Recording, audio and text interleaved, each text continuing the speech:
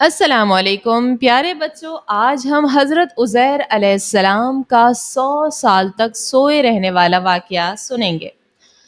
بہت زمانے پہلے کی بات ہے۔ حضرت عزیر علیہ السلام اللہ کے نیک اور سچے نبی تھے۔ وہ بنی اسرائیل کی قوم میں رہتے تھے۔ ایک دن بہت بڑے ظالم بادشاہ بخت نصر نے بیت المقدس پر حملہ کر کے وہاں کی ساری بستی کو تباہ کر دیا۔ کئی لوگ مارے گئے، کچھ کو غلام بنا لیا اور حضرت عزیر علیہ السلام کو بھی قید کر لیا۔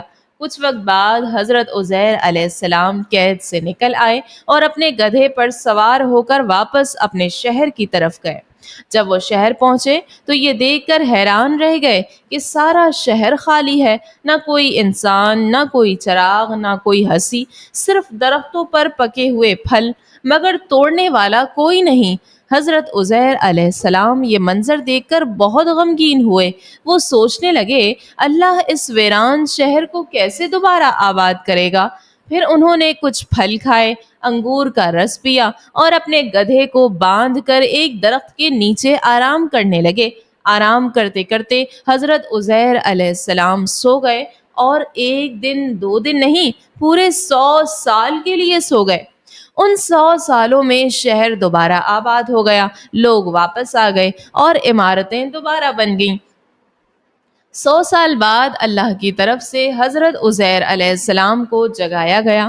وہ اٹھے تو خود کو بالکل ٹھیک پایا، جیسے کل سوئے ہوں۔ انہوں نے سمجھا وہ بس ایک دن یا آدھا دن سوئے ہیں، مگر اللہ نے فرمایا، اے عزیر، تم 100 سال سوئے رہے ہو۔ حضرت عزیر نے حیرت سے دیکھا، ان کا گدھا مر چکا تھا، اس کی ہڈیاں بکھری پڑی تھیں، مگر ان کے پاس رکھا کھانا اور انگور کا رس بالکل تازہ تھا۔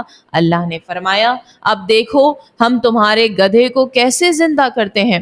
اور دیکھتے ہی دیکھتے ہڈیاں حرکت کرنے لگی، جوڑ جوڑ سے جڑ گئے، پھر ان پر گوشت چڑھا اور گدھا زندہ ہو کر بولنے لگا۔ حضرت عزیر علیہ السلام نے کہا، میں خوب جانتا ہوں کہ اللہ ہر چیز پر قادر ہے۔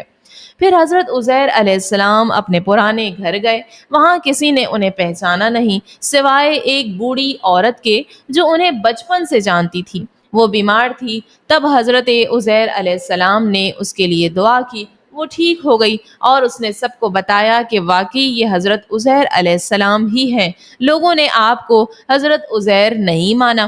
پھر حضرت عزیر علیہ السلام نے سب کے سامنے زبانی پوری توریت سنا دی جو انہیں یاد تھی۔ اس وقت یہودی بہت حیران ہوئے اور بے وقوفی میں کہنے لگے، یہ تو اللہ کے بیٹے ہیں معاذ اللہ۔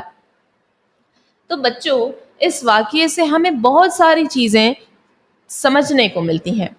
ایک تو یہ کہ اللہ ہر چیز پر قادر ہے، چاہے مرے ہوئے کو زندہ کرنا ہو یا ویران شہر کو آباد کرنا ہو۔ پھر یہ بھی پتہ چلا کہ اللہ کے نبیوں کا کلام سچ ہوتا ہے اور ان کی دعا قبول ہوتی ہے، اور اپنے شہر، اپنے وطن سے محبت رکھنا اللہ کے نیک بندوں کی نشانی ہے۔ اور کسی بھی نبی کو اللہ کا بیٹا کہنا یہ کفر ہے، کیونکہ اللہ کی کوئی اولاد نہیں ہے۔